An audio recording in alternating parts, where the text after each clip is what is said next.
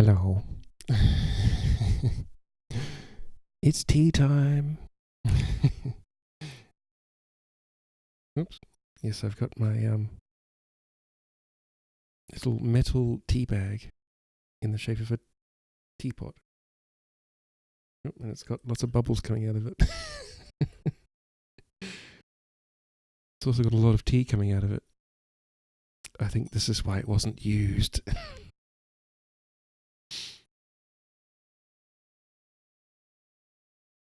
That's okay.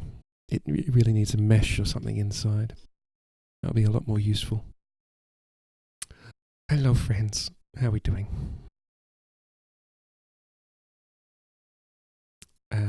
It is salty strimming time again. Later you can read the leaves. I never got into tea leaf reading.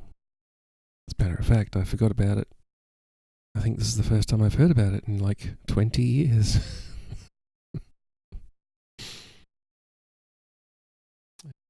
And yeah. I don't know if there's a method to it or whether you just make stuff up. But tonight we're going to be continuing reading Grass for His Pillow. And we're going to, I think this chapter is continuing on with Kade's story.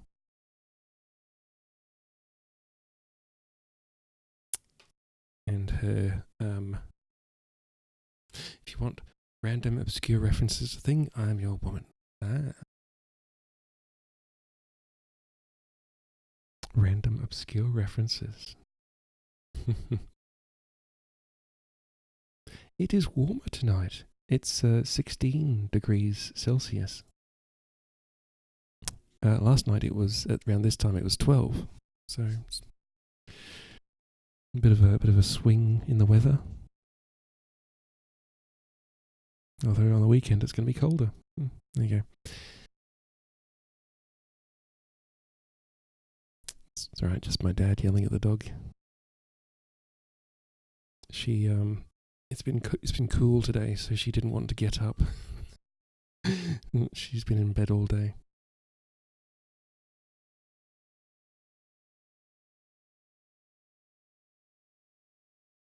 That'll do, I think.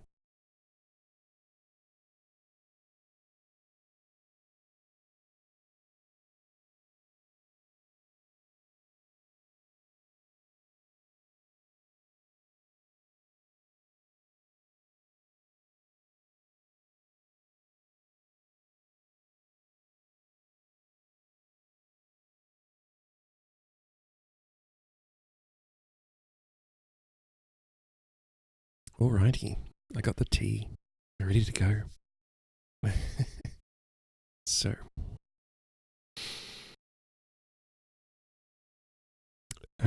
yeah, I don't think anything much happened. I just, I did move that steel today. We sent. You're excited to fall asleep? I am excited for you to fall asleep. I will turn down the alerts. Here we go. 6 a.m. Oh wow.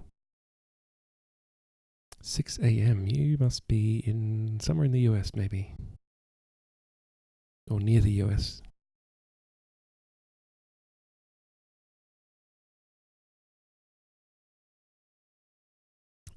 So you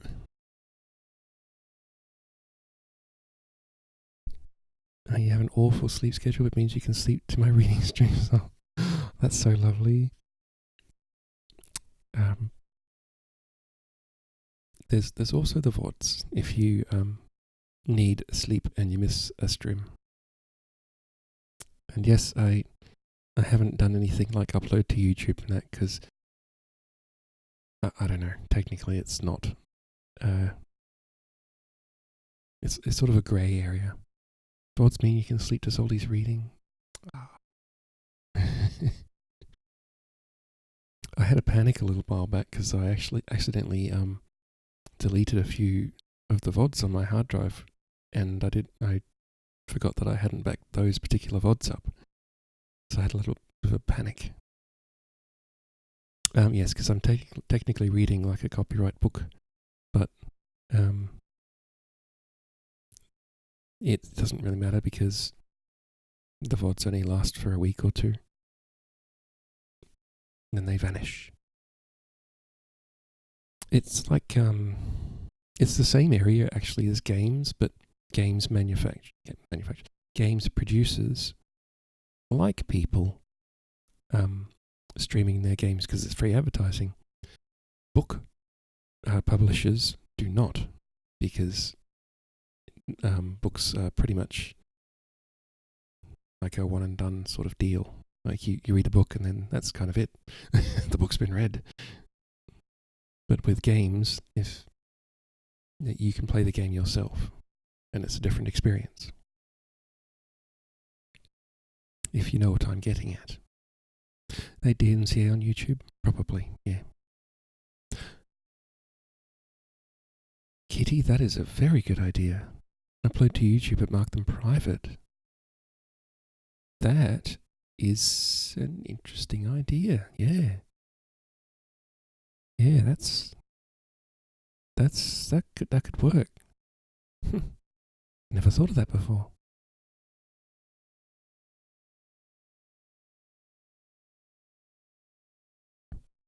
Interesting, yes. I still have to go and re-encode them all because they're all in the old codec that YouTube, Twitch uses.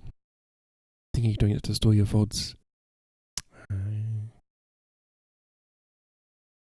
Yeah, I should buy another hard drive as well. Right. Used to video the minions and share it with the family. That's smart. That's smart. And I know some other streamers and content producers do that too. And they have, even though you can share links, they share private links with their like Patreon subscribers. And even though, you can reshare the links and they do that, but it's not as widespread as you really think. It's not like you can browse YouTube and see the private videos. So yeah. I'm talking about ContraPoints if you're curious.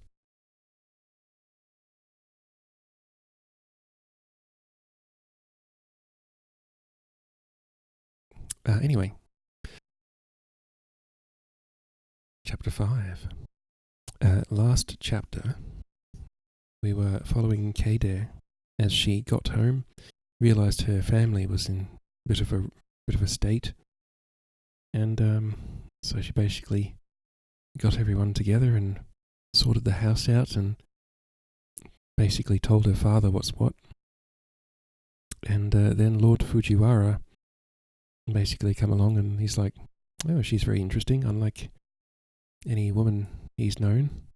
And although he's not attracted to her because she's a woman, he's attracted to her because she's different, like something to be had, like a prize, which is kind of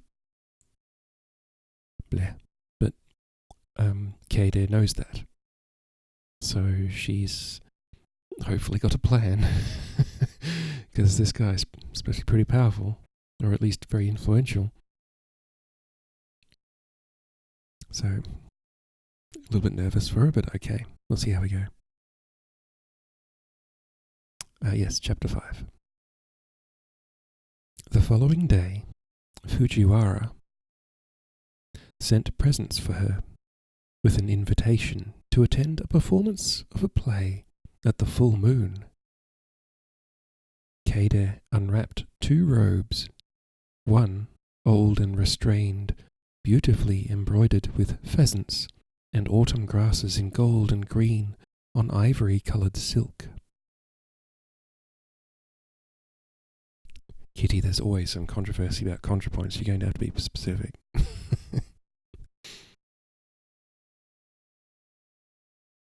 The other, new it seemed, and more flamboyant, with deep purple and blue peonies on pale pink. Hannah and I came to admire them. That's AI. I. Lord Fujiwara had also sent food, quail and sweet fish, persimmons and bean cakes. Never really keen on bean cakes. I mean, they're okay, but weird taste. Hannah, like all of them always on the edge of hunger, was deeply impressed. "Don't touch," Kaede scolded her. "Your hands are dirty." Hannah's hands were stained from gathering chestnuts, but she hated anyone to reprimand her. She pulled them behind her back and stared angrily at her older sister. "Hannah," Kaede said, trying to be gentle, "let Ayame wash your hands, then you may look." Kaide's relationship with her younger sister was still uneasy. Privately, she thought Hannah had been spoiled by Ayame and I. She wished she could persuade her father to teach Hannah too, feeling the girl needed discipline and challenges in her life. She wanted to instill them herself, but lacked the time and the patience to do so. It was something else she would have to think about during the long winter months. Now Hannah ran off to the kitchen, crying. "I'll go to her," I said. "She is so self-willed," Kaede said to Shizuka. "What is to become of her when she is so beautiful and so stubborn?" Shizuka gave her a mocking look, but said nothing. "What?" Kaede said. "What do you mean?" "She is like you, lady," Shizuka murmured.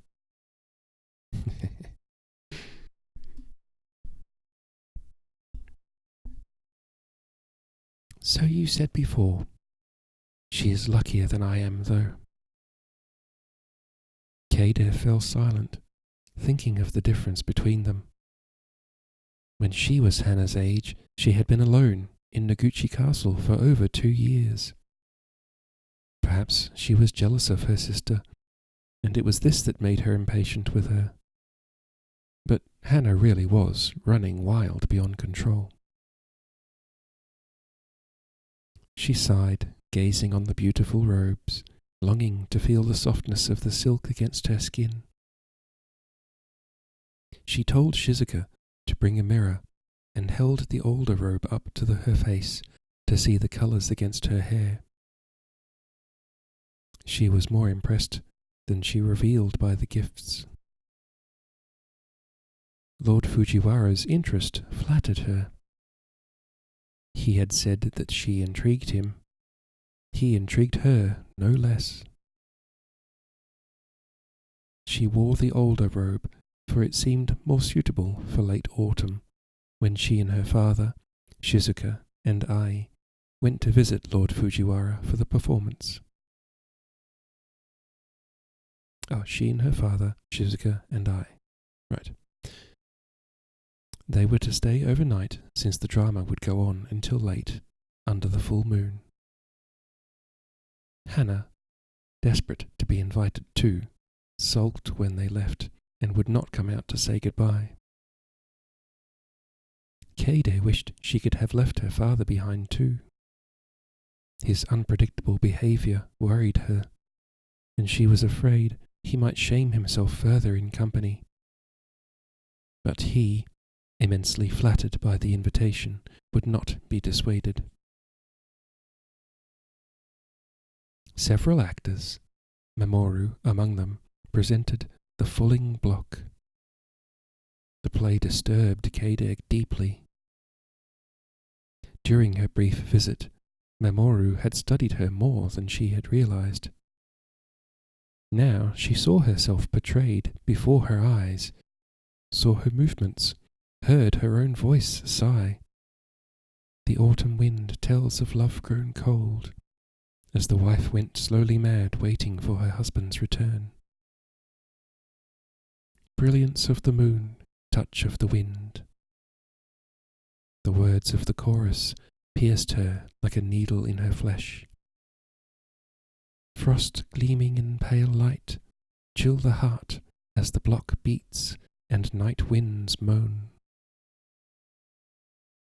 Her eyes filled with tears. All the loneliness and the longing of the woman on the stage, a woman modelled on her, seemed indeed to be hers. She had even that week helped Ayame beat their silken robes with the falling block to soften and restore them. Her father had commented on it, saying the repetitive beat of the block was one of the most evocative sounds of autumn. The drama stripped her of her defences. She longed for Takeo, completely, achingly. If she could not have him, she would die. Yet, even while her heart cracked, she remembered that she must live for the child's sake. And it seemed she felt the first tiny flutter of its watery movement within her. Above the stage, the brilliant moon of the 10th month shone coldly down. Smoke from the charcoal braziers drifted skywards.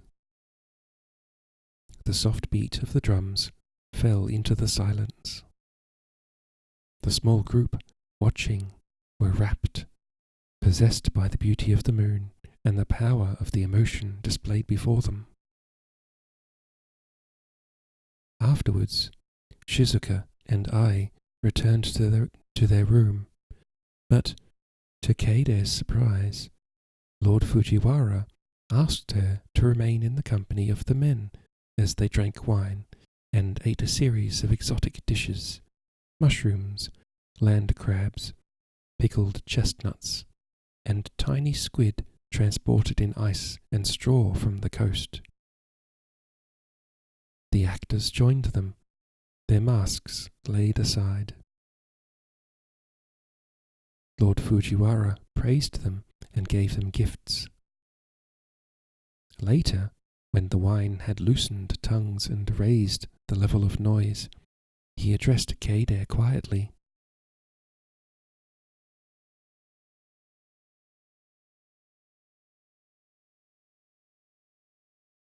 "I'm glad your father came with you. I believe he has not been well." "You are very kind to him," she replied.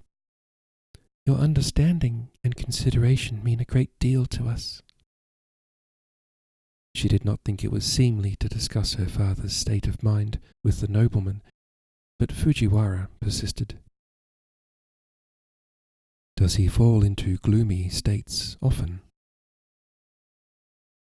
"He is a little unstable from time to time. My mother's death, the war." Keide looked at her father, who was talking excitedly with one of the older actors.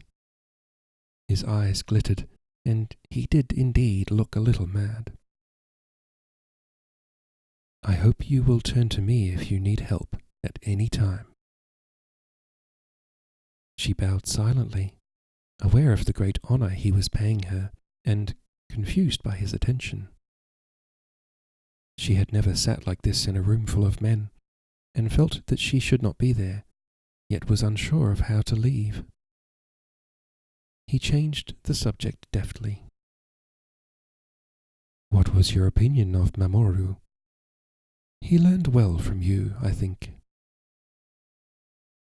She did not answer for a moment, turning her gaze from her father to the young man, who had divested himself of his female role, yet still retained the vestiges of it, of her.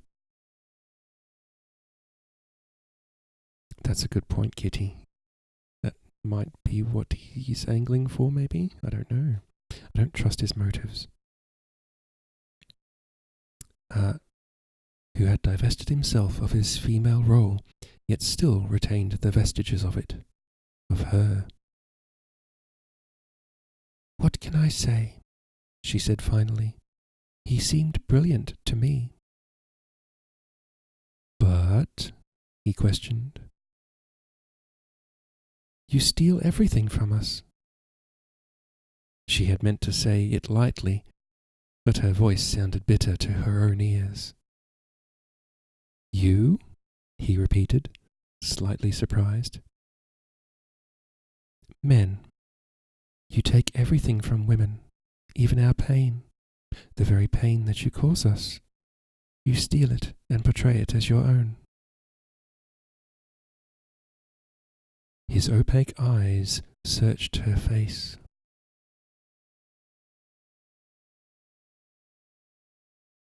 "I have never seen a more convincing or moving portrayal than Mamoru's."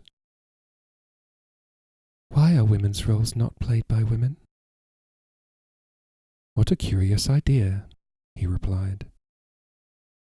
"You think you would have more authenticity because you imagine these emotions are familiar to you.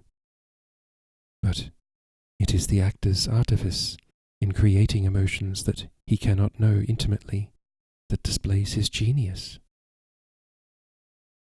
"You leave us nothing," Kaede said. "We give you our children. Isn't that a fair exchange?" Again, she felt his eyes could see right through her. "I dislike him," she thought, "even though he is intriguing. I will have nothing more to do with him, no matter what Shizuka says." "You go, girl." "I have offended you," he said, as though he could read her thoughts. "I am too insignificant for Lord Fujiwara to concern himself with," she replied. "My feelings are of no importance." "I take great interest in your feelings. They are always so original and unexpected."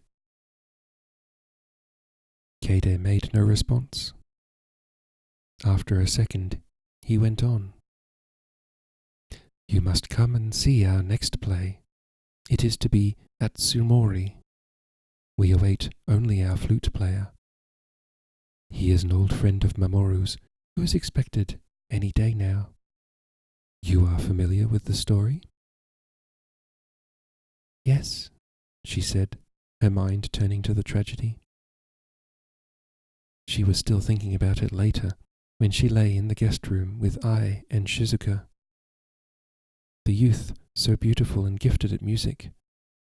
The rough warrior who slays him and takes his head, and then in remorse becomes a monk seeking the peace of the enlightened one. She thought about Atsumori's wraith calling from the shadows.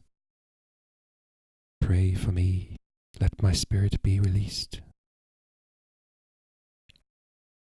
The unfamiliar excitement, the emotions aroused by the play, the lateness of the hour, all made her restless. Thinking about Atsumori, the flute player, she drifted between sleeping and waking and seemed to hear the notes of a flute come from the garden. It reminded her of something. She was descending towards sleep, soothed by the music, when she remembered. She woke instantly. It was the same music she had heard at Terayama. The young monk who had shown them the paintings. Surely he had played the same notes, so laden with anguish and longing. Takeo's friend, the monk. She pushed back the quilt and got up quietly, slid aside the paper screen and listened. She heard a quiet knock, the scrape of the wooden door opening. "That's okay, Prayers. You go bed. Have nice bed. If you miss anything, there's always the VOD." She heard a quiet knock, the scrape of the wooden door opening. Mamoru's voice, the voice of the flute player. At the end of the passage, a lamp in a servant's hand briefly lit their faces. She was not dreaming. It was him. Shizuka whispered from behind her, Is everything all right? Kaede closed the screen and went to kneel beside her. It is one of the monks from Terayama. Here. He is the flute player they have been waiting for. Makoto, Shizuka said. I never knew his name. Will he remember me? How can he forget? Shizuka replied. We will leave early. You must plead illness. He must not see you unexpectedly. Try and sleep for a while. I will wake you at daybreak. Kaede lay down, but sleep was slow to come. Finally, she dozed a little and woke to see the daylight behind the shutters and Shizuka kneeling beside her. She wondered if it was possible to steal away. The household was already stirring. She could hear the shutters being opened. Her father always woke early. She could not leave without at least informing him. Go to my father and tell him I am unwell and must go home. Ask him to make my apologies to Lord Fujiwara. Shizuka came back after several minutes. Lord Shirakawa is most reluctant for you to leave. He wants to know if you are well enough to go to him. Where is he? He is in the room overlooking the garden. I have asked for tea to be brought to you. You look very pale. I found a book called How to Solve 50% of Your Problems, so he bought 2. Heh. Maths. That's like the one that, there's something, there's 2 books. One is called, like What They Don't Tell You at Harvard, or something like that. And the other one is, like What They Tell You at Harvard contains the sum of all human knowledge. It was something like that.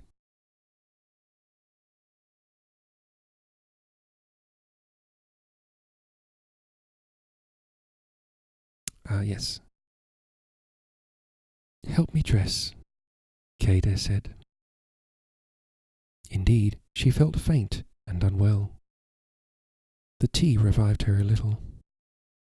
I was awake now, lying under the quilt, her sweet-natured face pink-cheeked and dark-eyed from sleep like a doll's.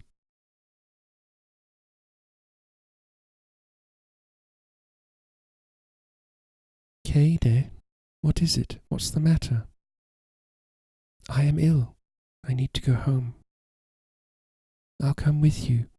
I pushed back the quilt. It would be better if you stayed with father, Kaede told her, and apologize to Lord Fujiwara on my behalf. She knelt on an impulse and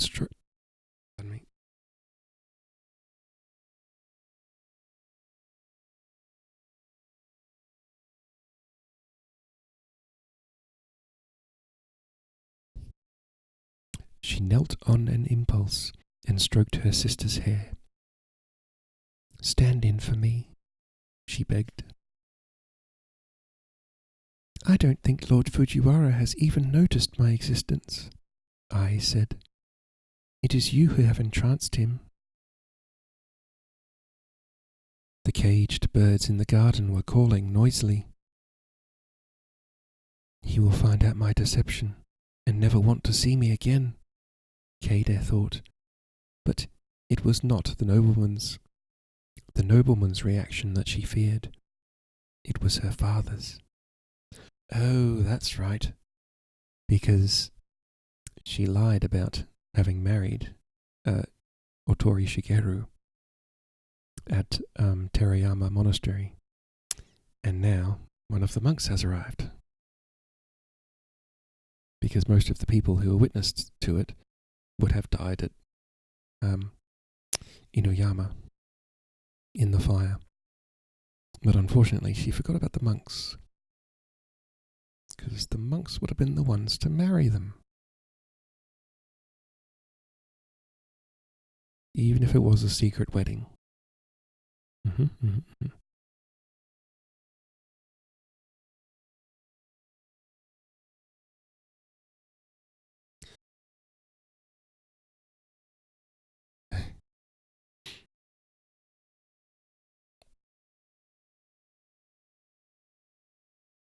Oh no, maths problems.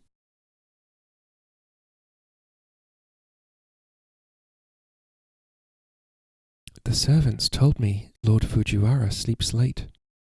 Mood. Shizuka whispered. Go and speak to your father. I have asked for the palanquin. Kade nodded, saying nothing. She stepped onto the polished wood of the veranda. How beautifully the boards were laid. As she walked towards the room where her father was, scenes from the garden unfolded before her eyes. A stone lantern, framed by the last red leaves of the maple. The sun glittering on the still water of a pool. The flash of yellow and black from the long-tailed birds on their perches. Her father sat looking out onto the garden. She could not help feeling pity for him. Lord Fujiwara's friendship meant so much to him. In the pool, a heron waited, as still as a statue. She dropped to her knees and waited for her father to speak. We forgive all maths in this channel. Maths is hard.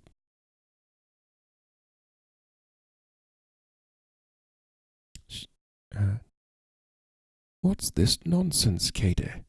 Your rudeness is beyond belief. Forgive me.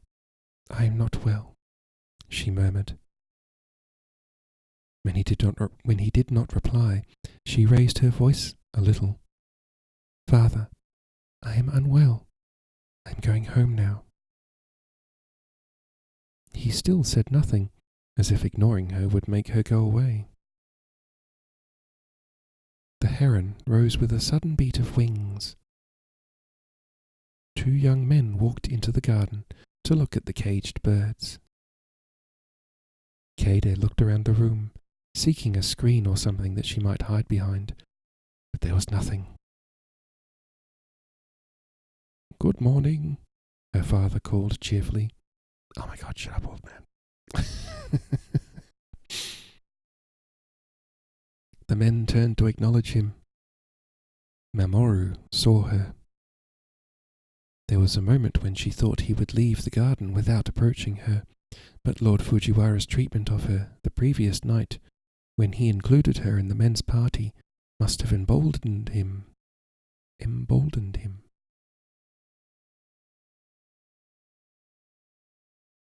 He led the other man forward and began the formal introductions to her father. She bowed deeply, hoping to hide her face. Mamoru gave the monk's name, Kubo Makoto, and the name of the temple at Terayama. Makoto bowed too. You're most welcome here.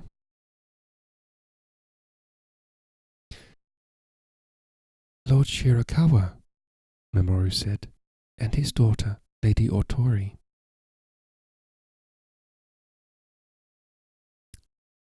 The young monk could not prevent his reaction. Uh-oh. He turned pale, and his eyes went to her face. He recognized her and spoke in the same moment. Lady Otori, you married Lord Takeo after all. Is he here with you? There was a moment of silence. Then Kade's father spoke. My daughter's husband was Lord Otori Shigeru. Makoto opened his mouth as if he would deny it, thought better of it, and bowed without speaking.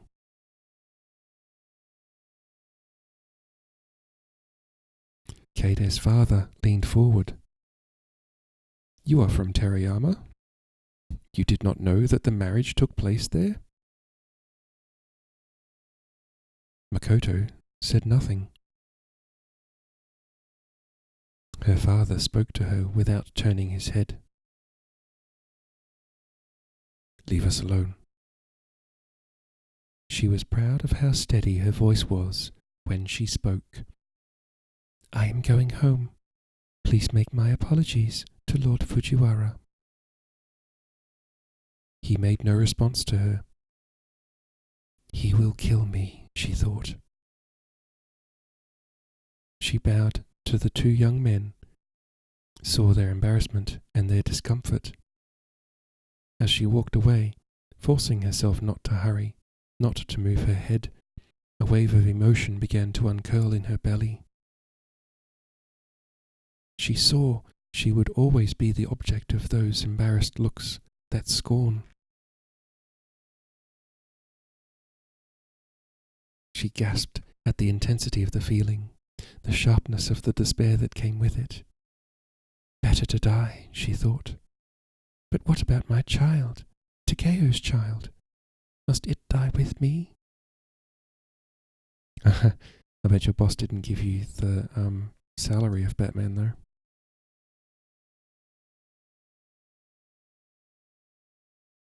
At the end of the veranda, Shizuka was waiting for her. We can leave now, lady. Kondo will come with us.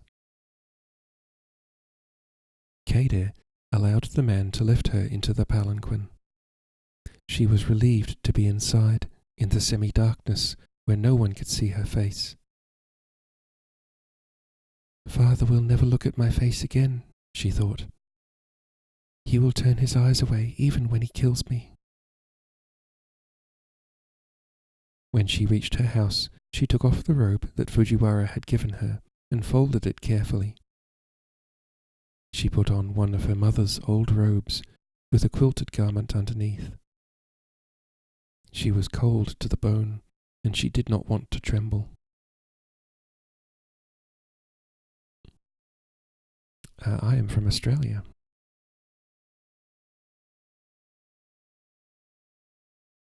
You are back. Hannah came running into the room. Where is Ai? She stayed at Lord Fujiwara's a little longer. Why did you come back? The child asked. I didn't feel well. I'm all right now. On an impulse, Keide said, I'm going to give you the robe, the autumn one you liked so much. You must put it away and look after it until you are old enough to wear it. Don't you want it? I want you to have it, and to think of me when you wear it, and pray for me. Hannah stared at her, her eyes sharp. Where were you going? When Keide did not reply, she went on. Don't go away again, older sister. You won't mind, Keide said, trying to tease her. You won't miss me. To her dismay, Hannah began to sob noisily and then to scream. I will miss you. Don't leave me. Don't leave me. Ayame came running. Now what is it, Hannah? You must not be naughty with your sister.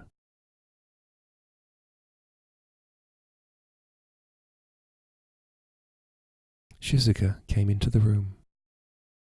Your father is at the ford, she said. He has come alone, on horseback. Ayame, Keide said, take Hannah out for a while. Take her to the forest. All the servants must go with you. I want no one in the house. But, Lady Keide, it's so early and still so cold. Please do as I say, Keide begged. Hannah cried more wildly as Ayame led her away. It is her grief that makes her so wild, Shizuka said. I'm afraid I must inflict still more on her, Keide exclaimed. But she must not be here. She stood and went to the small chest where she kept a few things. She took the knife from it, felt its weight in her forbidden left hand. Soon it would no longer matter to anyone which hand she had used. Which is best, in the throat or in the heart? You don't have to do it, Shizuka said quietly. We can flee. The tribe will hide you. Think of the child. I can't run away. Keide was surprised at the loudness of her own voice. Then let me give you poison. It will be swift and painless. You will simply fall asleep and never... Keide cut her short. I am a warrior's daughter. I am not afraid of dying. You know better than anyone how often I have thought of taking my own life. First I must ask Father's forgiveness. Then I must use the knife on myself. My only question is, which is better? Shizuka came close to her. Place the point here, at the side of your neck. Thrust it sideways and upwards. That will slash the artery. Her voice, matter of fact, to start with, faltered, and Keide saw there were tears in her eyes. Don't do it, Shizuka whispered. Don't despair yet.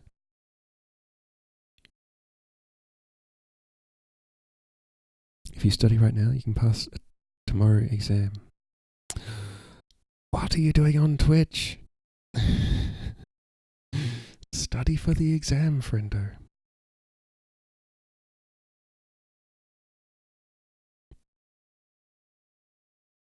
Keide transferred the knife to her right hand. She heard the shouts of the guard, the horse's hoof-beats as her father rode through the gate.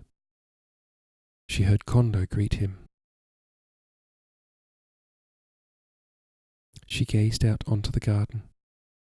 A sudden flash of memory came to her of herself as a little child, running the length of the veranda, from her father to her mother and back again. I've never remembered that before, she thought, and whispered soundlessly, Mother, Mother. Operating system. Ooh. Her father stepped onto the veranda. As he came through the doorway, both she and Shizuka dropped to their knees, foreheads to the ground. Daughter, he said, his voice uncertain and thin.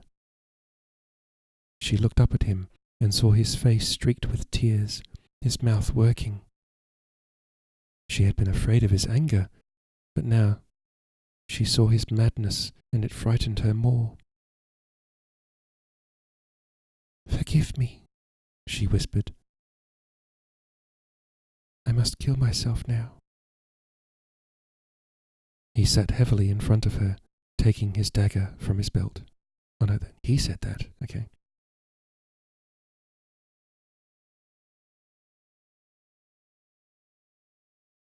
My pronouns are they, them, by the way.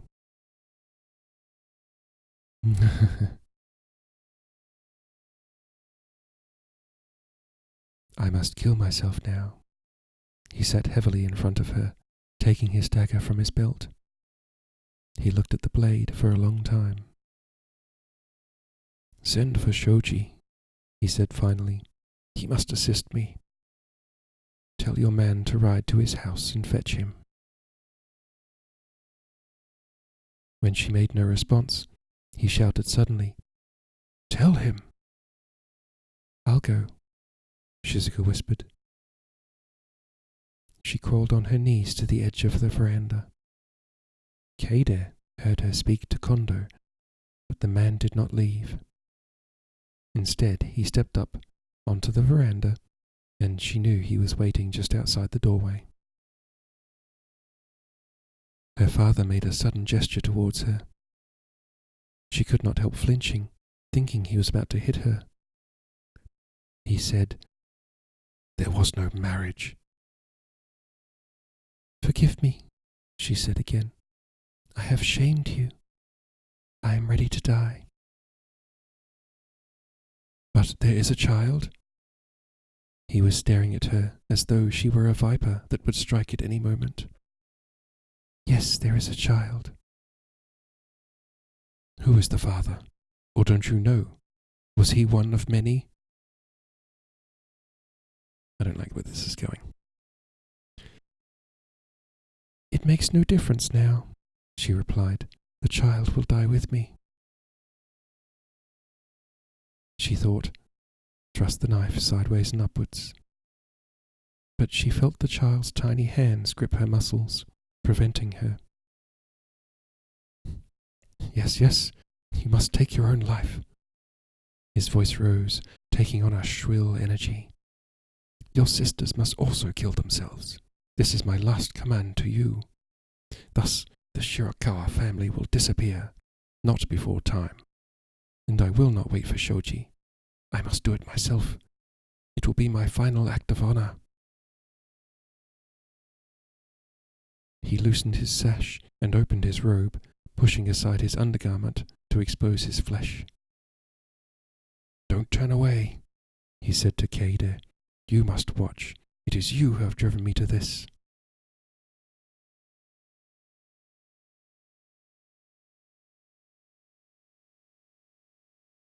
He placed the point of the blade against the loose, wrinkled skin and drew a deep breath.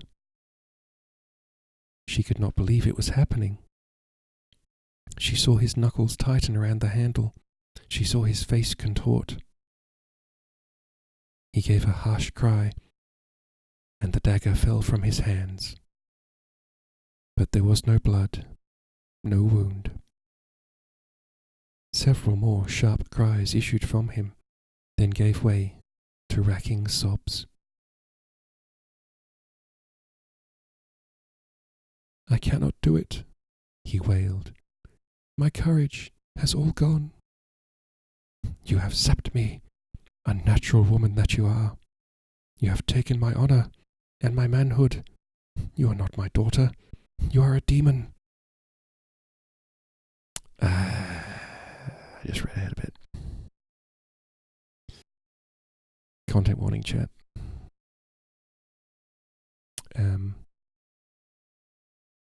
I'm just going to read ahead.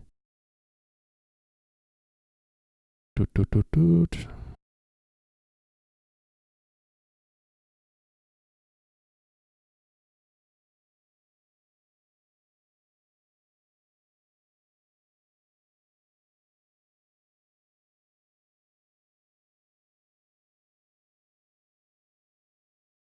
Still reading.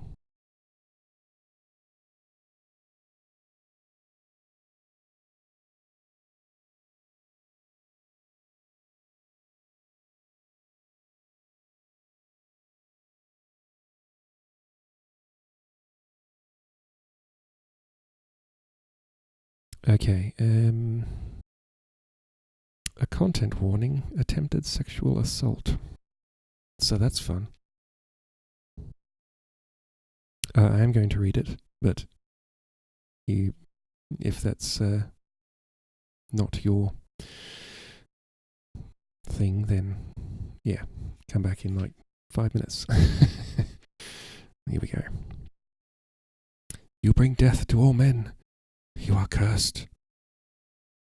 He reached out and grabbed her, pulling at her garments. Let me see you, he cried. Let me see what other men desire.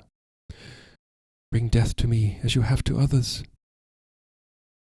No, she screamed, fighting against his hands, trying to push him away. Father, no. You call me father? I am not your father. My real children are the sons I never had, the sons you and your cursed sisters took the place of. Your demonic powers must have killed them in your mother's womb.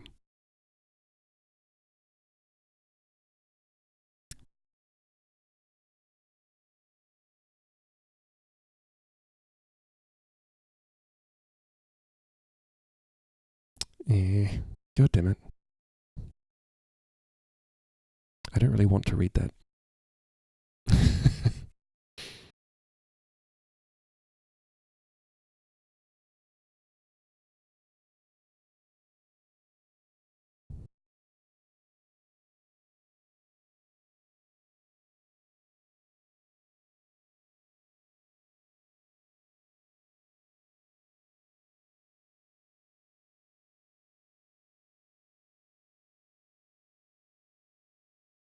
Yeah. That's right. Basically, he just tears at her clothes a bit. But he doesn't actually, still.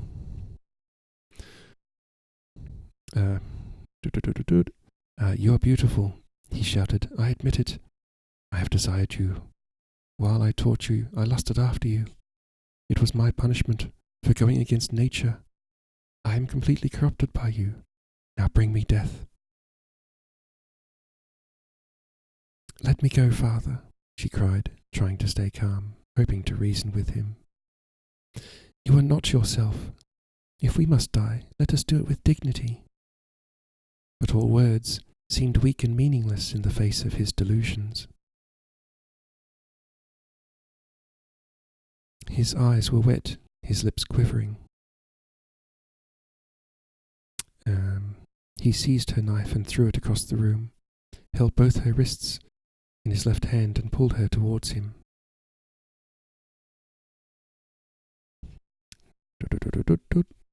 Ah, yes. Horror and revulsion swept over her, followed by fury. She had been prepared to die, in accordance with the harsh code of her class, to salvage her family's honour. But her father, who had instructed her so rigidly in that code, who had taught her assiduously about the superiority of his sex, had surrendered to madness, revealing what lay beneath the strict rules of conduct of the warrior class, the lust and selfishness of men. The fury brought to life the power that she knew lay within her, and she remembered how she had slept in ice. She had called to the white goddess, "Help me." She heard her own voice, "Help me, help me." And even as she cried out, her father's grip slackened. He has come to his senses, she thought, pushing him away. She scrambled to her feet, pulling her robe around her and retying the sash, and, almost without thinking, stumbled to the furthest side of the room. She was sobbing with shock and rage. She turned and saw Kondo kneeling in front of her father, who sat half upright, supported, she thought at first by Shizuka. Then she realized that her father's eyes saw nothing. Kondo plunged his hand, it seemed, into her father's belly and slashed crossways. The cut made a foul, soft noise, and the blood hissed and bubbled as it foamed out. Shizuka let go of the man's neck, and he fell forwards. Kondo placed the knife in his right hand. The vomit rose in her throat, then she doubled up, retching. Shizuka came to her, her face expressionless. It's all over.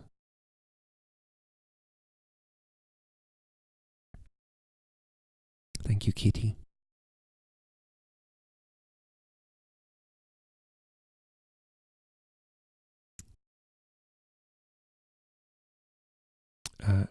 I was reading a very dramatic bit of the book where Keide's father was trying to sexually assault her and did not succeed. And then after Keide yelled out, "Help me," and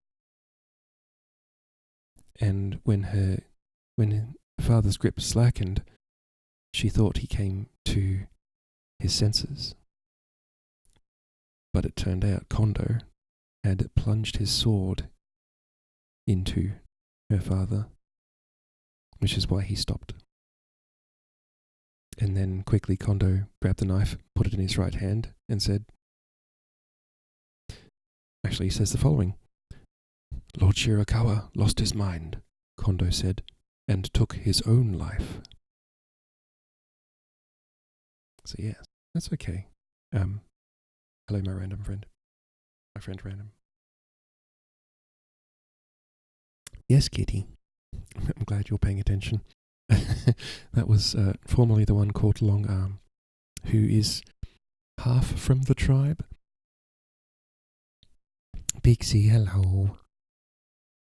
So yes, I trust the author not to, I think the author doesn't actually describe any, how do I put this? Full-on sexual assault, but that was, still awkward to read. So I did skip a couple of paragraphs there, but yeah, her father basically just tore at her clothes and then was killed by Kondo. So yeah, he had it coming.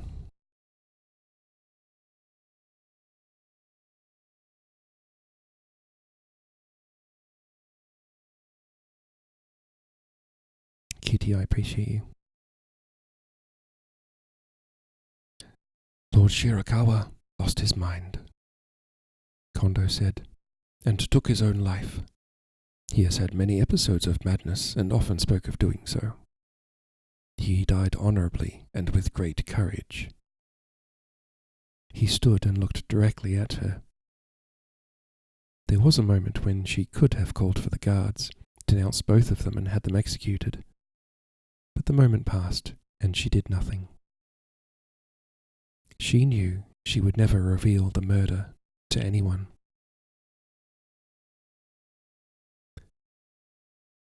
Kondo smiled very slightly and continued, Lady Otori, you must demand allegiance from the men.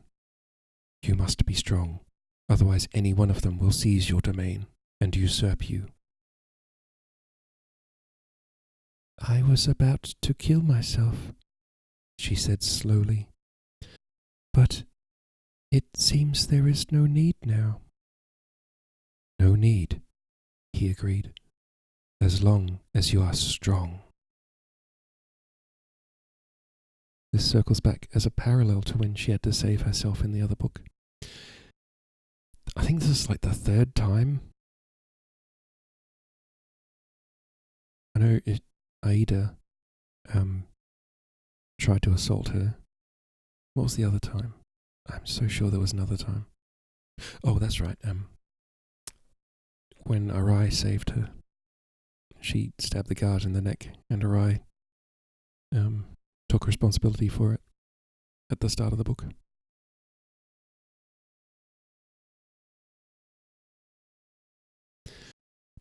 You must live for the child's sake, Shizuka urged her. It's hard being a woman in the world. It's really hard being a woman in this world. Holy crap.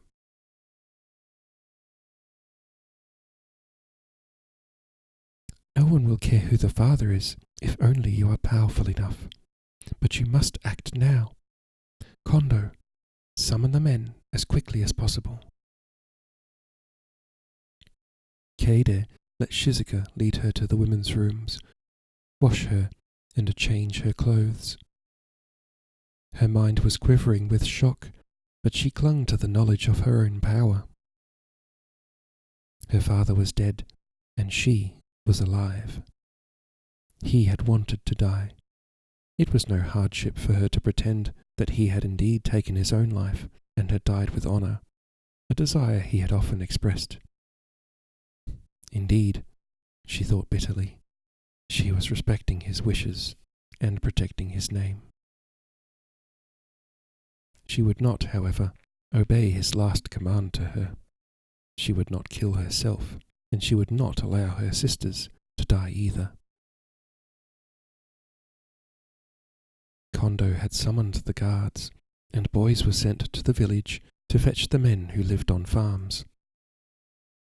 Within the hour, most of her father's retainers were assembled. The women had brought out the mourning clothes, so recently put away after her mother's death, and the priest had been sent for. The sun came up higher, melting the frost The air smelled of smoke and pine needles. Now that the first shock was over, Kaede was driven by a feeling she hardly understood. A fierce need to secure what was hers, to protect her sisters and her household, to ensure nothing of hers was lost or stolen. Any one of the men could take her estate from her. They would not hesitate if she showed the slightest sign of weakness. She had seen the utter ruthlessness that lay beneath Shizuka's light-hearted pose and Kondo's ironic exterior. That ruthlessness had saved her life, and she would match it with her own. She recalled the decisiveness that she had seen in Arai, that made men follow him, that had brought most of the 3 countries under his sway. She must now show the same resolution. Arai would respect their alliance, but if anyone else took her place, would he hold back from war? She would not let her people be devastated. She would not let her sisters be taken away as hostages.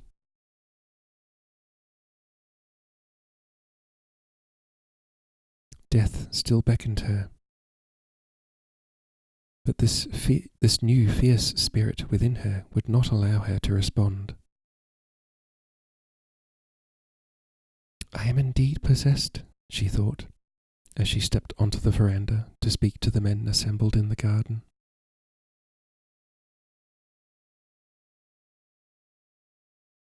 How few they are, she thought, remembering the numbers her father used to command when she was a child.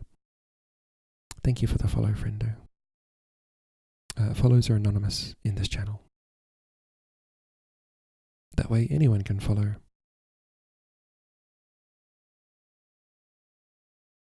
Ten were Arai's men, whom Kondo had selected, and there were 20 or so who still served the Shirakawa.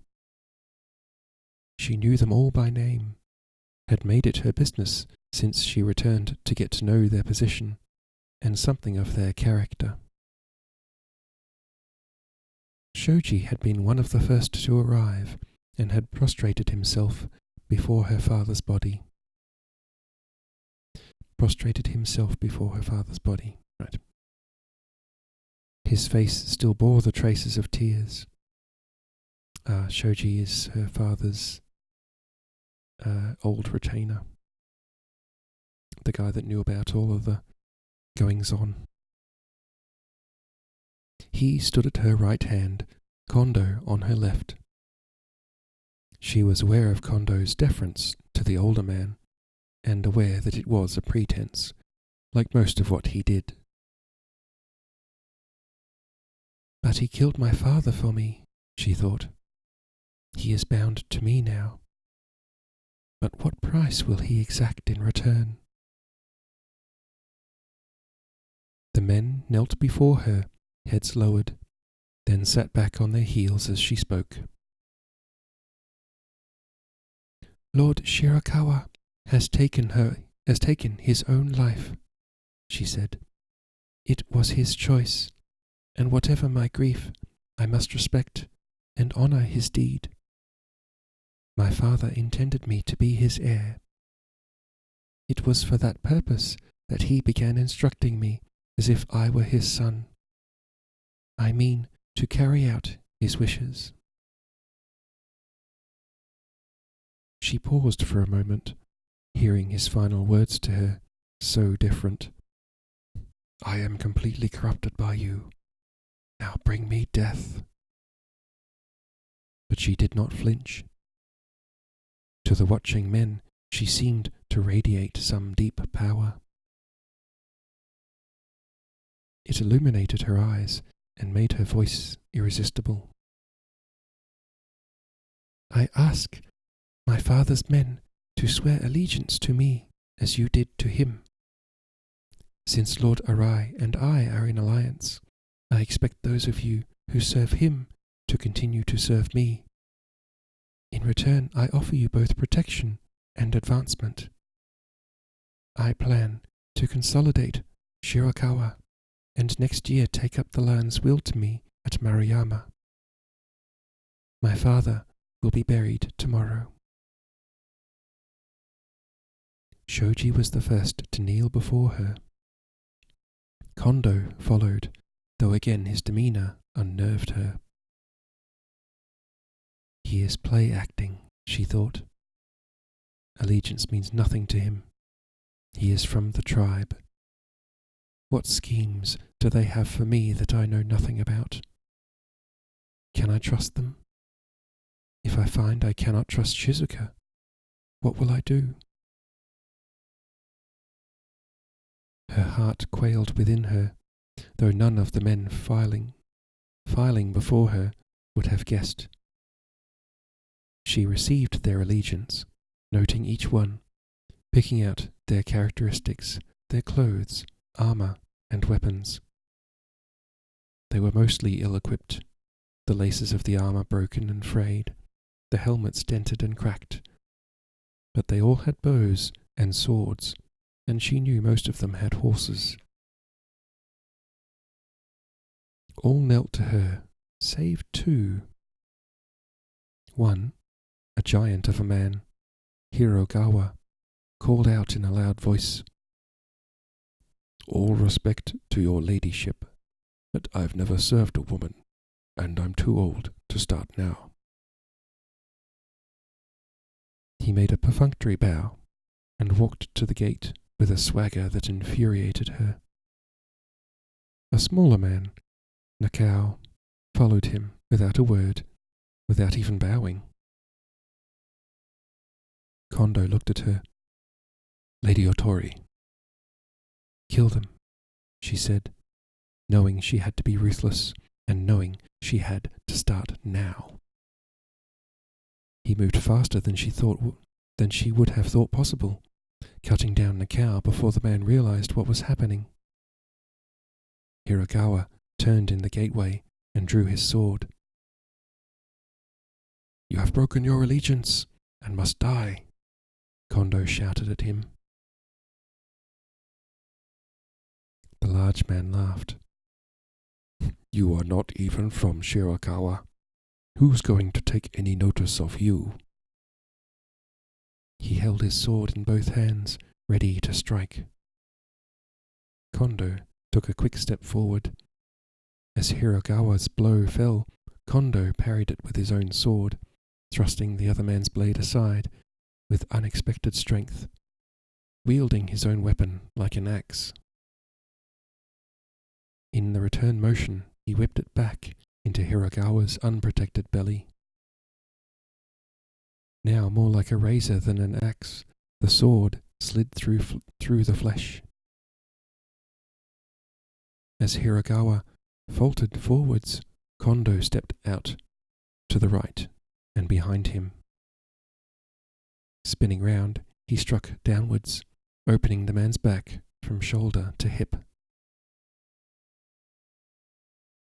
Kondo did not look at the dying man, but returned to face the others. He said, "I serve Lady Otori Keide, heir to Shirakawa and Maruyama. Is there anyone else here who will not serve her as faithfully as I?" No one moved. Keide thought she saw anger in Shoji's face, but he simply pressed his lips together, saying nothing. In recognition of their past service to her father, she allowed the families of the dead men to collect the bodies and bury them. But because the men had disobeyed her, she told Kondo to turn their dependents out of their homes and take their land for herself. Mireia! Hello, Mireia. How are you doing? Oh my goodness, that's such a large raid. Hello, friends. How are you? Oh my goodness. I hope you had a nice stream. I'm just reading. What am I reading? Grass for His Pillow, which is the second book of the Autori series. Mireia, did you have a nice stream? Doing ASMR and I found your channel. I've lurked in your channel before, Mireia. You have a fantastic you have a fantastic stream, and I like your ASMR very much. Yes. Yes, welcome. So yeah, my name is Salty. My pronouns are they, them, and I read, basically. I've been meaning to get back into doing art, but mostly I read every Tuesday and Wednesday.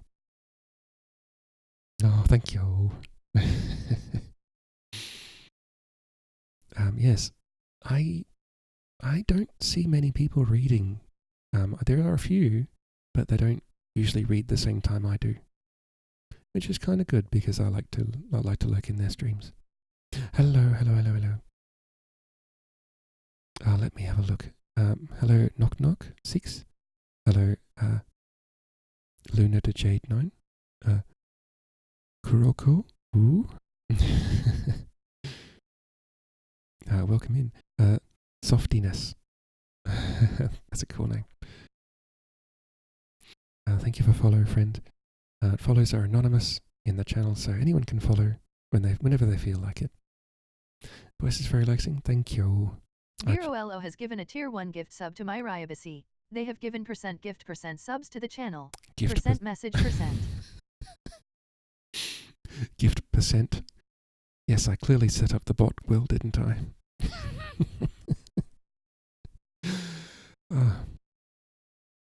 Going to lurk. Will streamers get DMCA for reading books that aren't public domain? Only if I put the VODs on YouTube.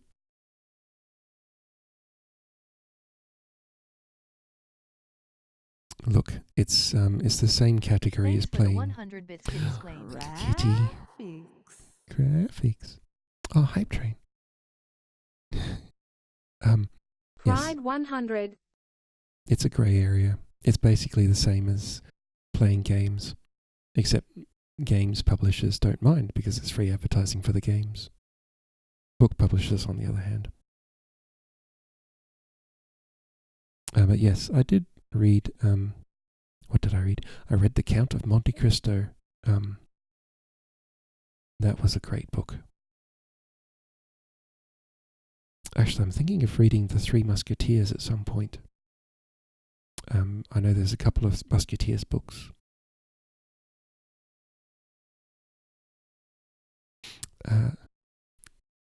Hello, Virol AU. Hello, Dead Lawyer. Yes, Dead Lawyer. Yes, I responded to that one.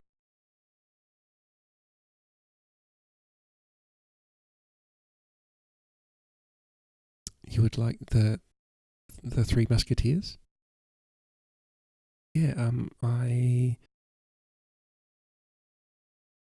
who was it that read The Three Musketeers? I think it was Falcor the Book Dragon read The Three Musketeers on stream, and there was a lot of surprising amount of well, if you've read The Count of Monte Cristo, you know there's some brutal stuff in there.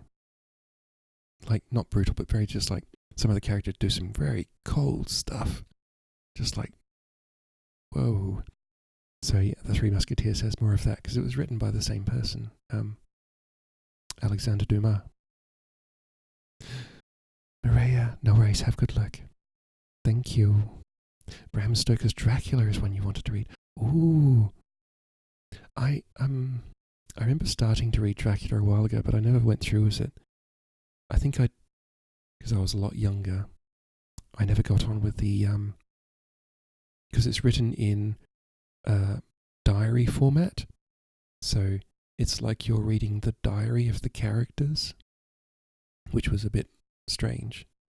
But I wouldn't mind having a look again to see.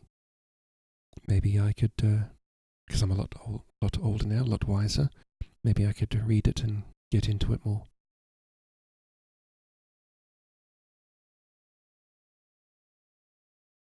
All right. Yes, I'm reading Grass for His Pillow. We're currently reading about Lady Kaede Shirakawa. She's trying to consolidate her family and her estate and her inheritance. Her father just tried to sexually assault her, but then her retainer stabbed him in the back and then said, he killed himself, right? And everyone's just like, yep, we're going with that. And now she's trying to consolidate the loyalty of her retainers. You did your senior research papers? One of your senior research papers on Dracula. Ooh. Well, Kitty, you would know a lot more than I would. I've only read like the first few pages, and then I've seen a few movies, but that's about it.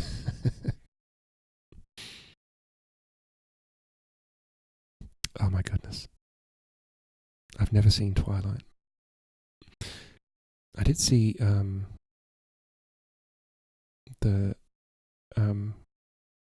what was it?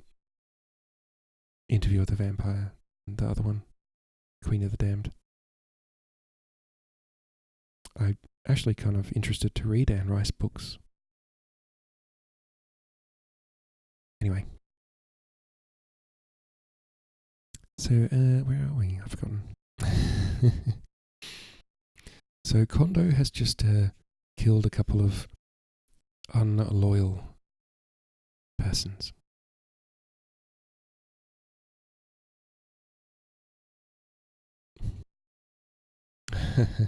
Kitty, maturity hasn't stopped anyone from liking Twilight. I haven't read them though, or seen the movies.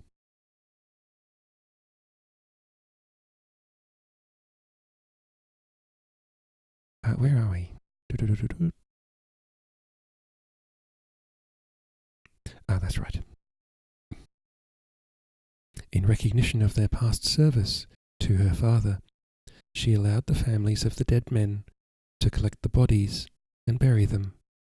But because the men had disobeyed her, she told Kondo to turn their dependents out of their homes and take their land for herself.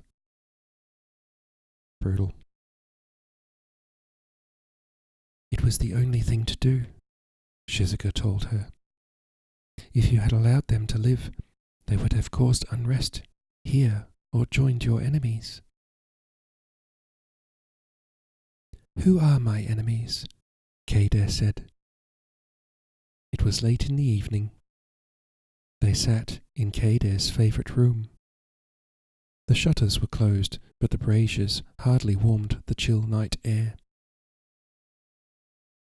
I can't imagine Japanese houses at this time. Actually, this is not Japan. This is a Japan-like country.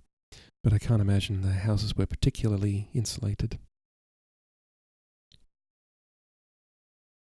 She pulled the quilted robes more closely around her.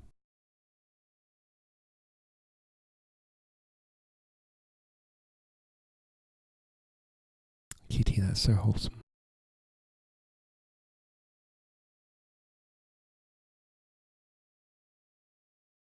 Oh no, Murray. You do what's best for you.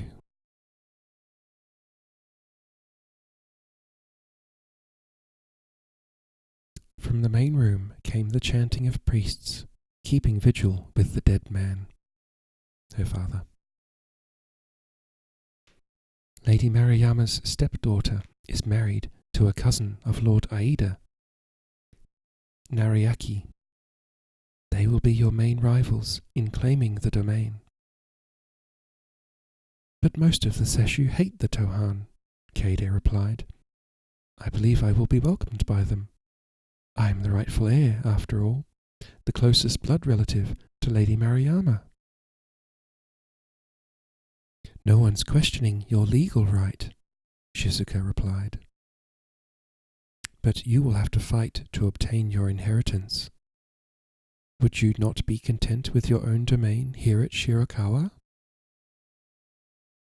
The men I have are so few and pitifully equipped, Kaede said thoughtfully. Just to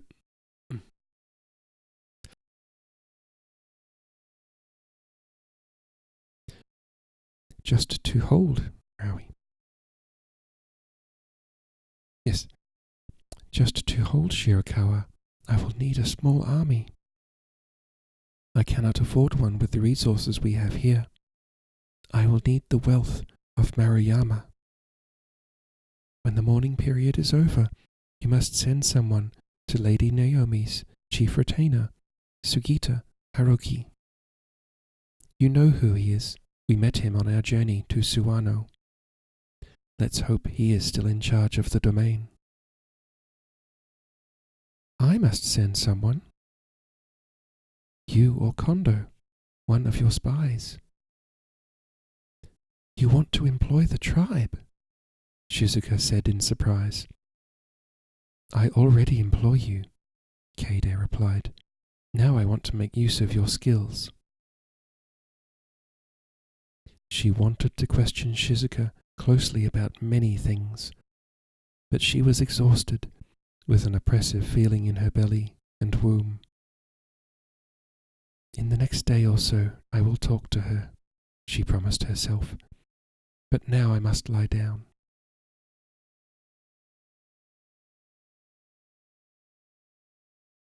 Her back ached. When she was finally in bed, she could not get comfortable, and sleep would not come. She had gone through the whole terrible day, and she was still alive. But now that the house was quiet, the weeping and the chanting stilled, a deep sense of dread came over her. Her father's words rang in her ears. His face and the faces of the dead men loomed before her eyes. She feared their ghosts would try to snatch Takeo's child from her. Finally she slept, her arms wrapped around her belly. She dreamt her father was attacking her. He drew the dagger from his belt, but instead of plunging it into his own belly, he came close to her, put his hand on the back of her neck, and drove the dagger deep into her. An agonizing pain swept through her, making her wake with a cry. The pain surged again rhythmically. Her legs were already awash with blood.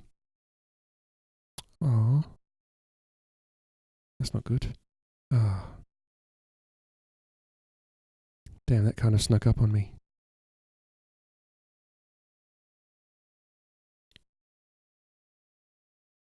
Well, her father's funeral took place without her.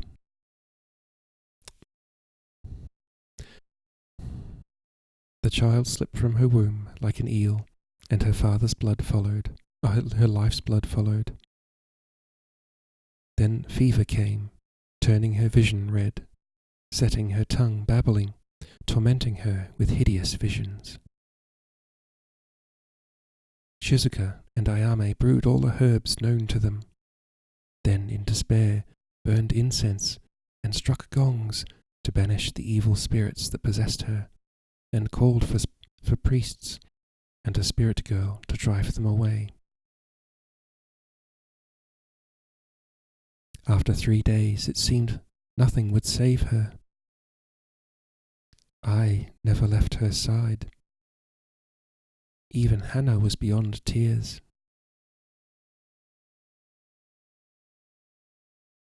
No worries, kitty.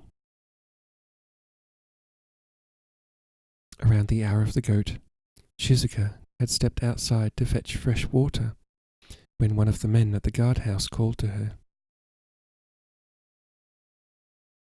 Visitors are coming. Men on horses and 2 palanquins. Lord Fujiwara, I think.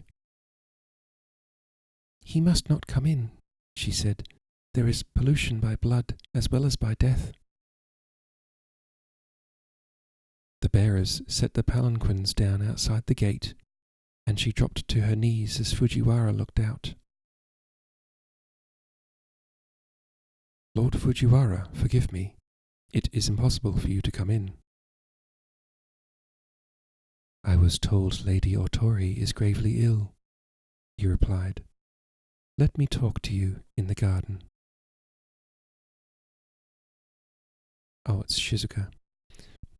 She remained kneeling as he walked past her, then rose and followed him to the pavilion by the stream.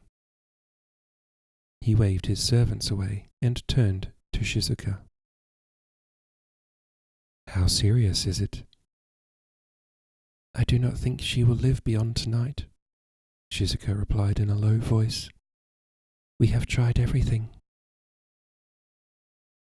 "I have brought my physician," Fujiwara said. "Show him where to go, and then come back to me."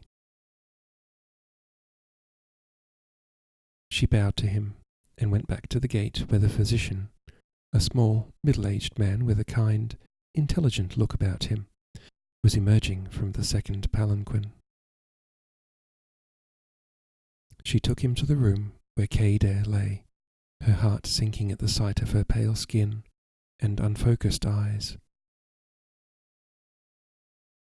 Kaide's breathing was rapid and shallow, and every now and then she gave a sharp cry, whether of fear or pain, it was impossible to tell. When she came back, Lord Fujiwara was standing gazing towards the end of the garden, where the stream fell away over rocks. The air was beginning to chill, and the sound of the waterfall was bleak and lonely. Shizuka knelt again and waited for him to speak. "Ishida is very skilled," he said. "Don't give up hope yet." "Lord Fujiwara's kindness is extreme," she murmured. She could only think of Kaide's pale face and wild eyes. She longed to return to her, but she could not leave without the nobleman's permission. "I am not a kind man," he replied. "I am motivated mainly by my own desires, by selfishness. It is my nature to be cruel." He glanced briefly at her and said, "How long have you served Lady Shirokawa? You are not from this part of the country." "I was sent to her in the spring, while she was still at Noguchi Castle." "Sent by whom?" "By Lord Arai." "Indeed. And do you report back to him?" "What can Lord Fujiwara mean?" Shizuka said. "There is something about you. There is something about you that is unusual in a servant. I wondered if you might be a spy." "Lord Fujiwara has too high an opinion of my abilities," Shizuka replied. "I hope you never have cause to incite my cruelty." She heard the threat behind his words and said nothing. He went on as if talking to himself. "Her person, her life touched me in a way I have never felt before. I thought myself long past experiencing any new emotion. I will not let anyone or anything, even death, take her from me." "Everyone who sees her is bewitched by her," Shizuka whispered, "but fate has been unusually harsh to her." "I wish I knew her true life," he said. "I know she has many secrets. The recent tragedy of her father's death is another, I suppose. I hope you will tell me one day, if she cannot." His voice broke.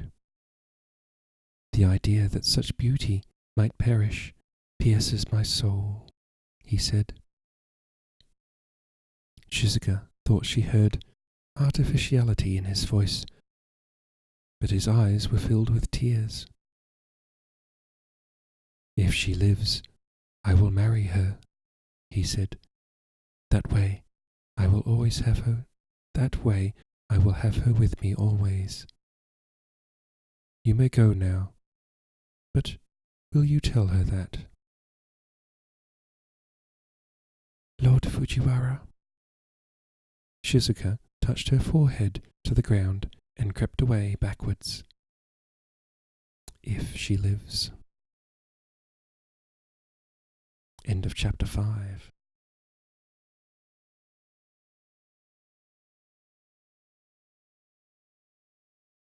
I apologise for the content warning that I didn't give back there because it kind of crept up on me.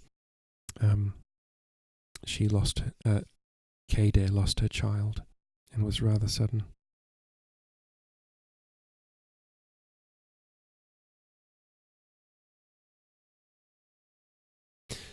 Let's have a look at the next chapter.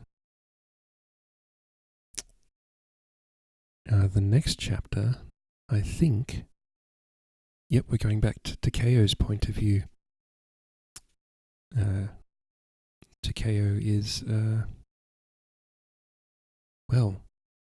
father of Kade's child that she just lost. And he was, It's hard to summarize everything that's happened with Takeo. But he's basically, he was adopted by Lord Otori Shigeru as part of a plan for revenge against another lord. And he is, let's just say, his father was from the tribe, which are essentially ninjas. And so he's been claimed by the tribe and he's agreed to go with them. In exchange for him taking the life of Shigeru's enemy, which already happened. So he's going with them now. Hello, Zelda. Hope you're having a nice evening. So, I might start reading this chapter. And then I will stop at some point because it's a long chapter. Who knows, I may even reread it next week. Kitty, if you're there, I hope that didn't disturb you too much.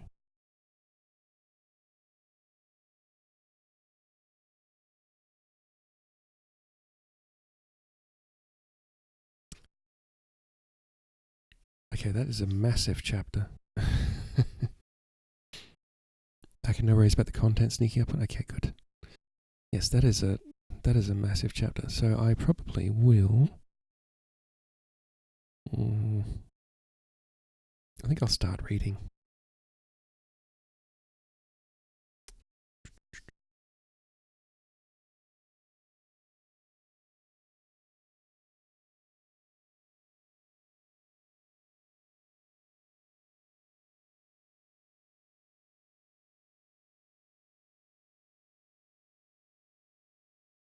Okay, so we're heading back to Takeo's point of view.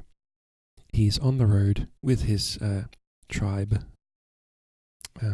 not his direct family, but with the tribe, and they're pretending to be actors. All Takeo's chapters are written from the first point of view, but Kade's chapters are written from third person point of view. So it's implied that this entire book was written by Takeo.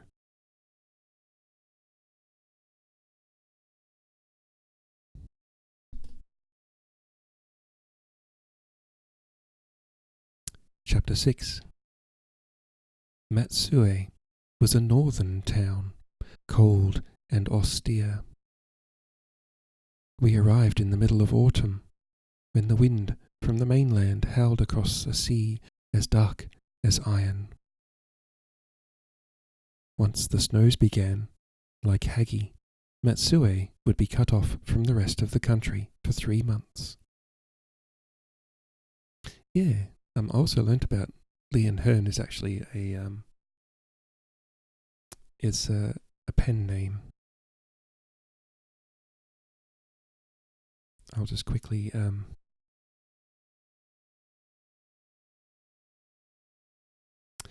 yes. Her name is Gillian Rubinstein, and she is so she was born in England, but she lives in Australia. And she's generally mostly a children's author, but this is like one of her first successful, more adult books, and it's very adult sometimes.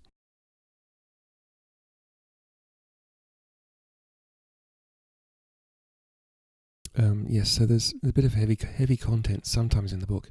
Not super heavy, not as much as some of the stuff that was in The Count of Monte Cristo, that's for sure. But yes, there's lots of adult and very adult situations. Oops. But she stops short of certain lines that would probably stop me reading the book. Okay. Yes, Matsue would be cut off from the rest of the country for 3 months. It was as good a place as any to learn what I had to learn. For a week, we had walked all day, following the coast road. It did not rain, but the sky was often overcast, and each day was shorter and colder than the last. We stopped at many villages and showed the children juggling, spinning tops, and games with string that Yuki and Keiko knew. At night, we always found shelter with merchants who were part of the tribe network. We did the thing where you converted a 4-cup Pyrex into a teapot for refills at your desk again. Teapot. It's just got hot water in it though. Well, warm water now. Also, if you didn't see earlier, I tried the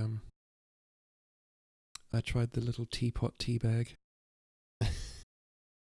You fill it with tea and then stick it in your teapot. Yes, all of the small leaves came floating out of it. So it wasn't hugely successful.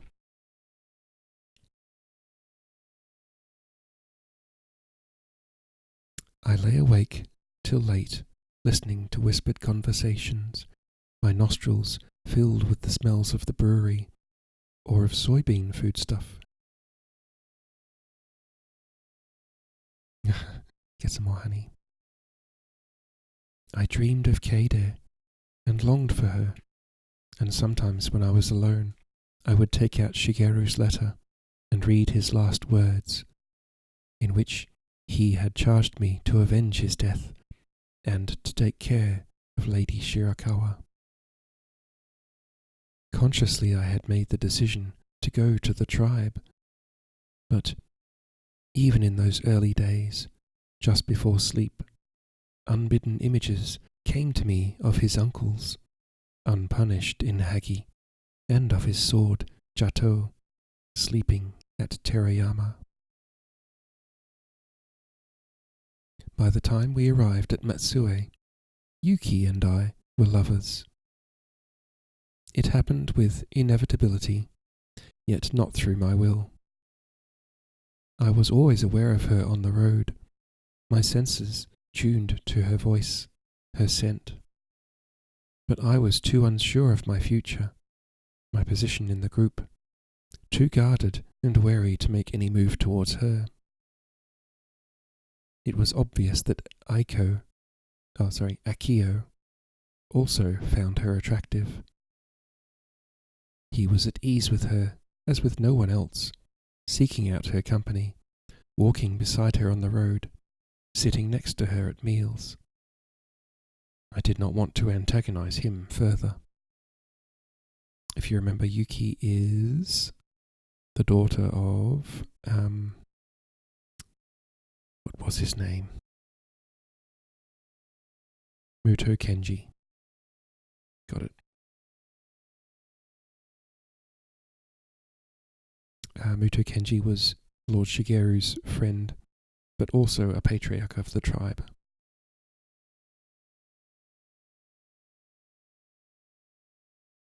Yuki's position in the group was unclear. She deferred to Akio and always treated him with respect, yet she seemed equal to him in status, and as I had reason to know, her skills were greater. Keiko was obviously lower down in the order, perhaps from a lesser family or a collateral branch. She continued to ignore me, but showed blind loyalty to Akio. As for the older man, Kazuo, everyone treated him as a mixture between a servant and an uncle.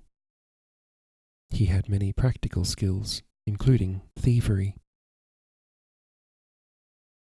Akio was Kikuta, through both father and mother. He was a second cousin to me, and had the same shaped hands. His physical skills were astounding. He had the fastest reflexes of anyone I've ever met, and could leap so high he seemed to be flying. But apart from his ability to perceive the use of invisibility and the second self, and his dexterity in juggling, none of the more unusual Kikuta gifts had come to him. Yuki told me this one day, when we were walking some way ahead of the others. The masters fear the gifts are dying out. Every generation seems to have fewer. She gave me a sideways look and added, "That's why it's so important to us to keep you." Her mother had said the same thing, and I would have liked to have heard more, but Akio shouted at me that it was my turn to push the cart. I saw the jealousy in his face as I walked towards him. I understood it, and his hostility to me all too well. He was fanatically loyal to the tribe, having been raised in their teachings and way of life.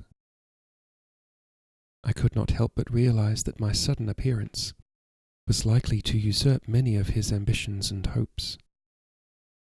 But understanding his antipathy did not make it any easier to bear, nor did it make me like him. Could leap so high he seemed to be flying, my brain, butterfly in the sky. I can fly twice as high. Take a look, it's in a book, A Reading Rainbow. We never had Reading Rainbow in Australia. We had something else I can't quite remember. But we definitely had a lot of pro-reading stuff when I was a kid.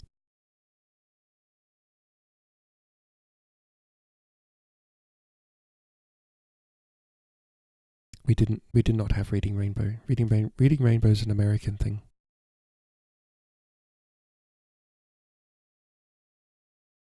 We did have lots of reading things though.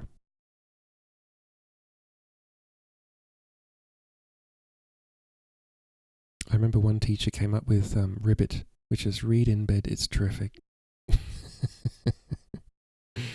I'm like, oh my god, that's so cringe now, but yeah. LeVar Burton, yes. I have seen a couple of YouTube clips of Reading Rainbow, but as an adult, not as a kid, obviously. YouTube wasn't invented when I was a kid.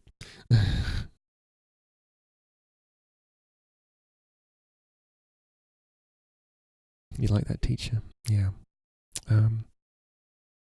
I can't remember his name. Doesn't that suck? He was in charge of the library computers and also some of the library stuff, but he wasn't actually a librarian.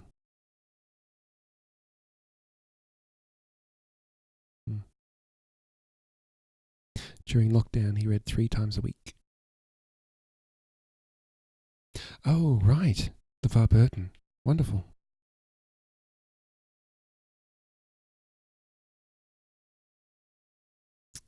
I said nothing as I took the handles of the cart from him.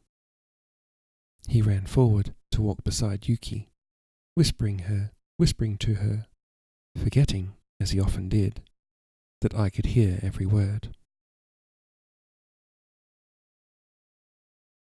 That's so nice. He'd taken to calling me the dog, and the nickname had enough truth in it to stick. As I've said before, I have an affinity with dogs. I can hear the things they hear, and I've known what it's like to be speechless. "What were you saying to the dog?" he asked her. Come on. Teaching, she replied offhand. "There's so much he needs to learn." But what she turned out to be best at teaching was the art of love. Both Yuki and Keiko took on the role of prostitutes on the road if they needed to. So did many of the tribe, men and women, no one thinking any the worse of them for it. It was simply another role to assume, then discard. Of course, the clans had quite different ideas about the virginity of their brides and the fidelity of their wives. Men could do what they liked. Women were expected to be chaste. The teachings I had grown up with were somewhere between the two. The hidden are supposed to be pure in matters of physical desire, but in practice are forgiving of each other's lapses, as they are in all things. On our fourth night, we stayed in a large village with a wealthy family. I knew you'd have something to say about that, Kitty. We stayed in a large village with a wealthy family. Despite the scarcity in the whole area following the storms, they had stockpiles of supplies, and they were generous hosts. The merchant offered us women, maids from his household, and Akio and Kazuo accepted. I made an excuse of some sort, which brought a storm of teasing, but the matter was not forced.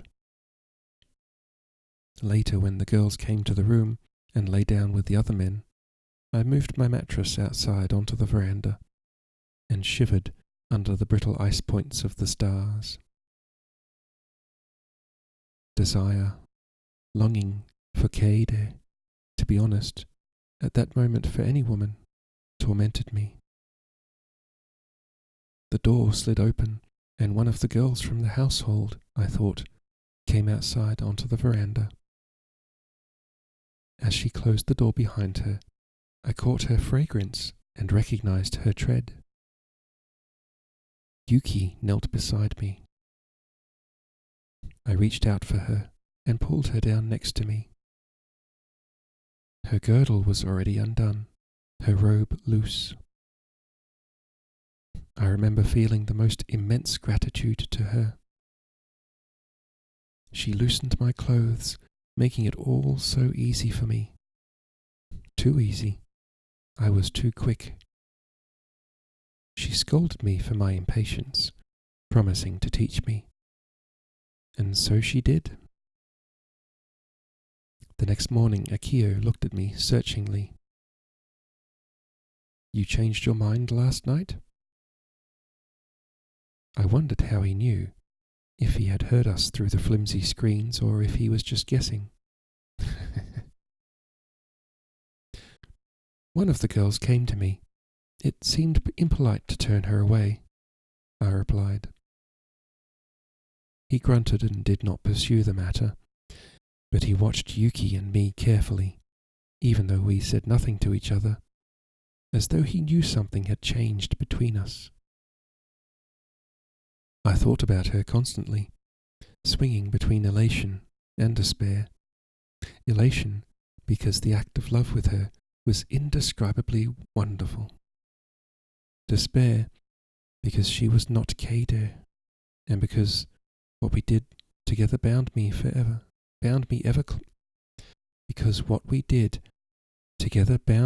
ever more closely to the tribe. That sentence was awkwardly written. Didn't want to be rude. Nice, Kitty.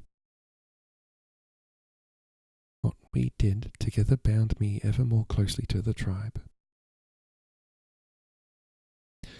I couldn't help remembering Kenji's comment as he left. It's a good thing Yuki's going to be around to keep an eye on you. He had known this would happen. Had he planned it with her? Instructed her? Did Akio, of course, know because he had been told? I was filled with misgivings, and I did not trust Yuki. But it didn't stop me going to her every time I had the chance. Don't remember, why is he not going to Keide? Because he made a deal with the tribe that, because the tribe wanted to claim him for his gifts. So he said, I will go with you, but in return, I want to go and kill Aida. Or something like that.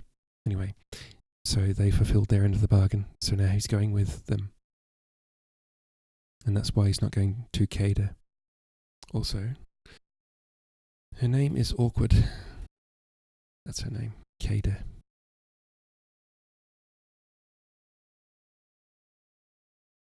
I'm trying to pronounce it correctly, but I think I'm messing it up.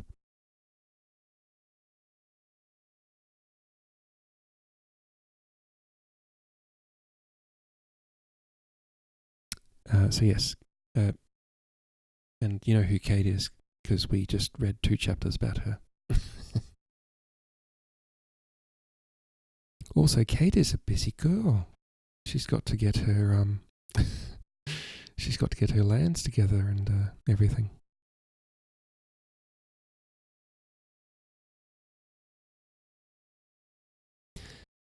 Where were we? Ah yes, I was filled with misgivings, and I did not trust Yuki, but it didn't stop me going to her every time I had the chance. She, so much wiser in these matters, made sure the chance arose often, and Akio's jealousy grew more apparent every day. Do your best to recall. Dyslexia and balked memory make spelling hard. Ah, okay. No, that's right, Kitty. Yeah.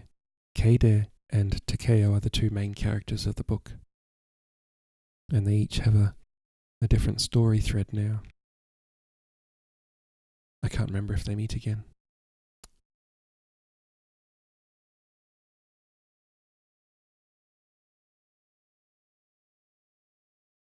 So our little group came to Matsue, outwardly united and in harmony, but in fact torn by intense emotions that, being true members of the tribe, we concealed from outsiders and from each other. We stayed at the Kikuta house, another merchant's place, smelling of fermenting soybeans, paste and sauce. It is a Japanese story, so it's entirely possible they may never meet again because it's tragic, and Japanese stories love that kind of tragedy. The owner, Gosoburo, was Kotaro's youngest brother, and also first cousin to my father. You don't have to remember any of this, by the way. Kotaro is the patriarch of the tribe next to Kenji.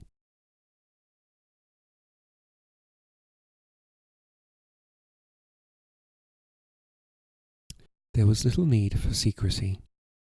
We were now well beyond the 3 countries and Arai's reach, and in Matsue, the local clan, the Yoshida, had no quarrel with the tribe, finding them equally useful for money lending, spying, and assassination. Here we had news of Arai, who was busy subduing the east and the middle country, making alliances, fighting border skirmishes, and setting up his administration. We heard the first rumors of his campaign against the tribe, and his intention to clear his lands of them, rumors that were the source of much mirth and derision. He reactivated the pronouns so they should show again soon. Awesome.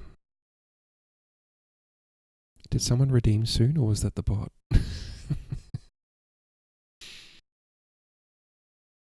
That's fine, I'll redeem it again. Soon. I love that bear. Soon. Bot, okay.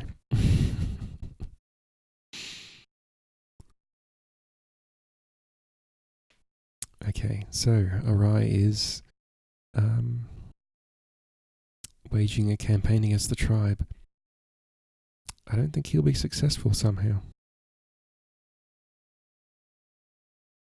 I will not set down the details of my training. Its aim was to harden my heart and instill in me ruthlessness. But even now, years on, the memory of its harshness and cruelty makes me flinch and want to turn my eyes away. They were cruel times. Maybe heaven was angry. Maybe men were taken over by devils. Maybe when the powers of good weaken, the brutal, with its nose for rot, storms in. The tribe, cruelest of the cruel, flourished. I was not the only tribe member in training. There were several other boys, most of them much younger, all of them born Kikuta and raised in the family. The one closest to me in age was solidly built, cheerful-faced young man. It was a solidly built, cheerful-faced young man with whom I was often paired. His name was Hajime, and though he did not exactly deflect Akio's rage towards me, to do so openly would be unthinkably disobedient. He often managed to draw some of it away. There was something about him I liked, though I would not go as far as to say I trusted him. His fighting skills were far greater than mine. He was a wrestler, and also strong enough to pull the huge bows of the master archers. But in the skills that are given rather than learned, neither he nor any of the others came near what I could do. It was only now that I began to realize how exceptional these skills were. I could go invisible for minutes on end, even in the bare white-walled hall. Sometimes not even Akio could see me. I could split myself while fighting and watch my opponent grapple with my second self from the other side of the room.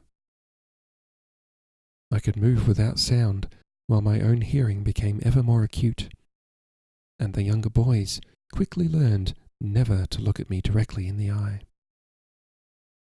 I had put all of them to sleep at one time or another.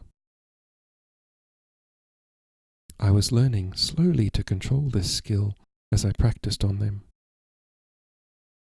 When I looked into their eyes, I saw the weaknesses and fears that made them vulnerable to my gaze. Sometimes their own inner fears, sometimes fear of me and the uncanny powers that had been given to me. Every morning I did exercises with Akio to build up strength and speed. I was slower and weaker than he was in almost all areas, and he had gained nothing in patience.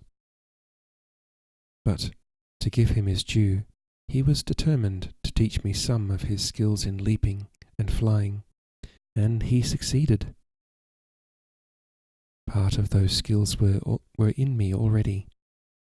My stepfather, after all, used to call me a wild monkey, and Akio's brutal but skillful teaching drew them to the surface and forced me to control them. After only a few weeks, I was aware of the difference in me, of how much I had hardened in my mind and body. We always finished with bare-hand fighting. Not that the tribe used this art much, preferring assassination to actual combat, but we were all trained in it. Then we sat in silent meditation, a robe slung across our cooling bodies, keeping our body temperature up by force of will. My head was usually ringing from some blow or fall, and I did not empty my mind as I was supposed to, but instead dwelt savagely on how I would like to see Akio suffer. I gave to him all of Joanne's torment that he'd once described to me.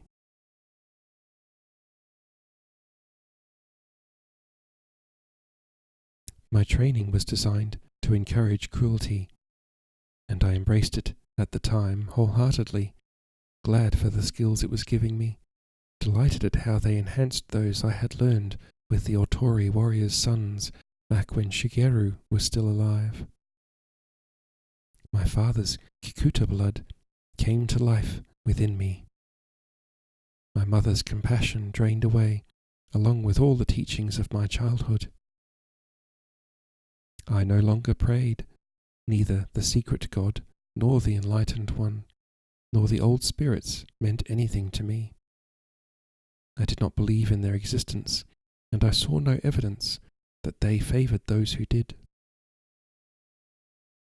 Sometimes in the night I would wake suddenly and catch an unprotected glimpse of myself, and shudder at what I was becoming. And then I would rise silently, and if I could, go and find Yuki, lie down with her and lose myself in her. We never spent the whole night together. Our encounters were always short and usually silent. But one afternoon we found ourselves alone in the house, apart from the servants who were occupied in the shop. Akio and Hajime had taken the younger boys to the shrine for some dedication ceremony, and I had been told to copy some documents for Gosaburo. I was grateful for the task. I rarely held a brush in my hands, and because I had learned to write so late, I was always afraid the characters would desert me. The merchant had a few books, and, as Shigeru had instructed me, I read whenever I could, but I had lost my inkstone and brushes at Inuyama, and had hardly written since.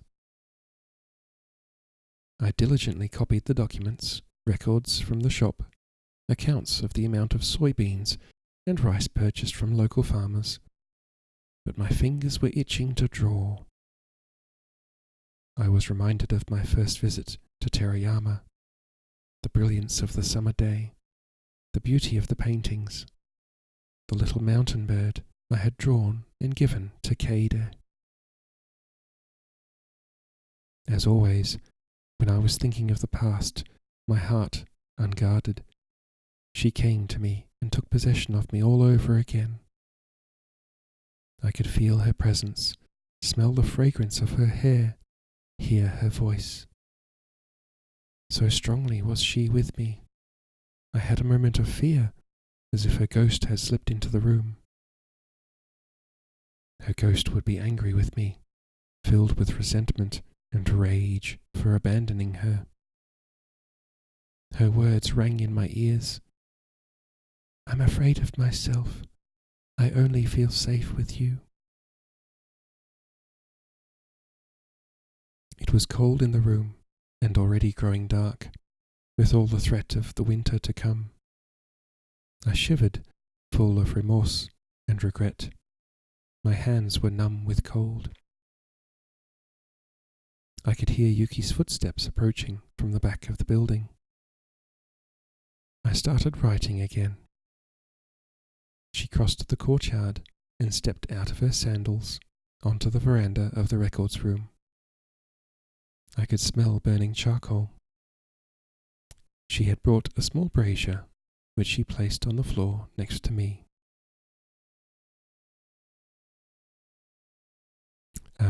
Chat. I know it's an awful place, but I think I'm going to have to stop there because my voice is starting to get a little scratchy. And this is a long chapter. But next time we will hear Yuki and Takeo's conversation.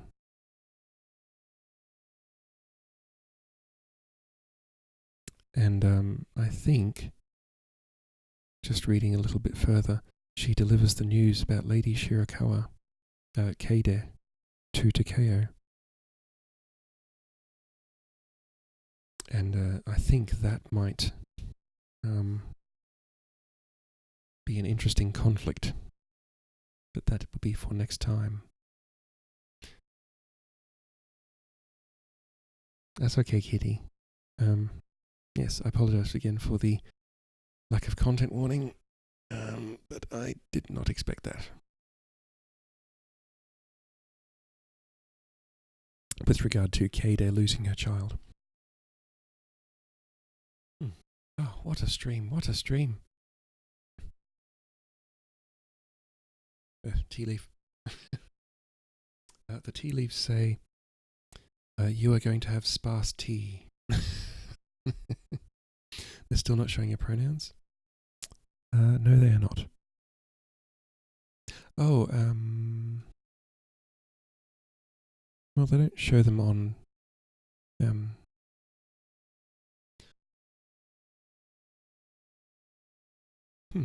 okay. Oh, no, my bot is showing your pronouns. She, they. So, Mix It Up has picked them up, so anyway, yes, I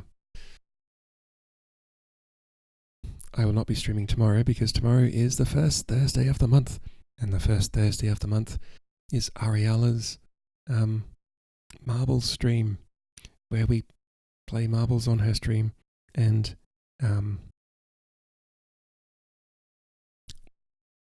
yes, we the chat DJs. So anything you want to, any YouTube video less than 7 minutes, music,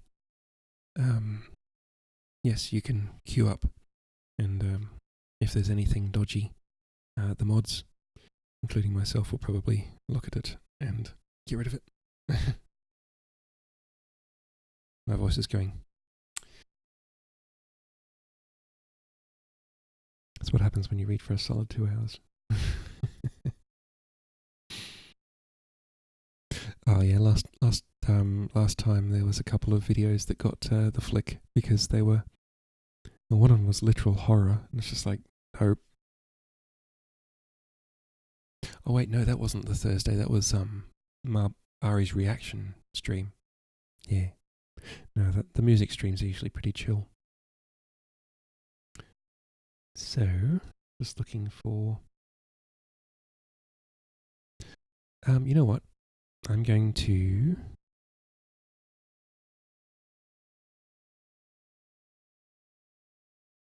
I'm thinking of raiding either Chronico. I think I might raid into Chronico.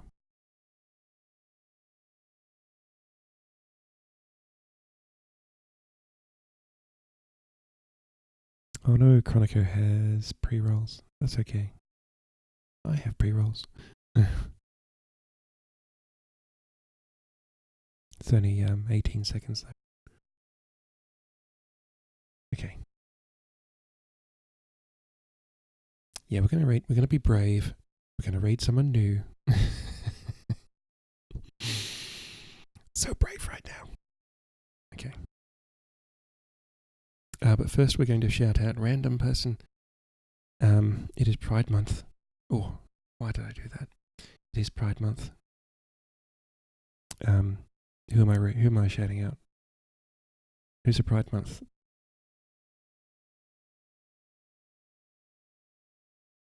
I don't know.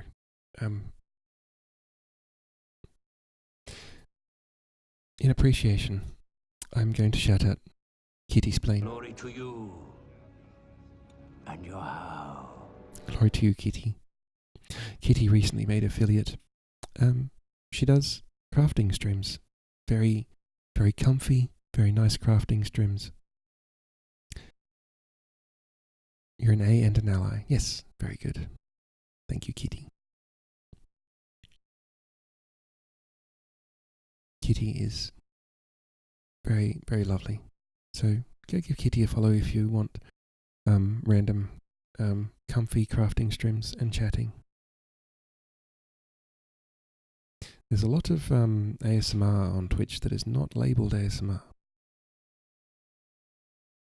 Pick up reading again. You just forgot how bleak 1984 is. Look, I'm going to be honest, Kitty. 1984 is not interesting to me. Simply because it is so bleak. I just don't have the spoons for that kind of it's like, that's probably why I don't read like Charles Dickens. Although I will read A Christmas Carol later on in the year for Christmas. Because why not? Alright, so if you would kindly like to join me for a raid, we're going to go raid Chronico, who is a lovely ASMR streamer. She's a VTuber and very relaxing if you want to continue relaxing vibes. I will probably watch Chronico and Ari at the same time.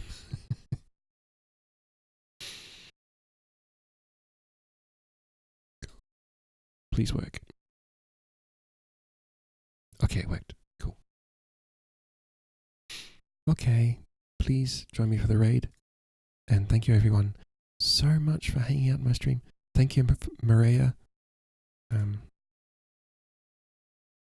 Shout out for Maria quickly. Glory to you and your house. That is an incredible profile picture. Wow. Oh, Maria, you're still here. I thought you were sleeping. Okay, we're going to go raid Chronico. He was a good girl and stayed. Askar's a good girl. Shh, okay. Shh.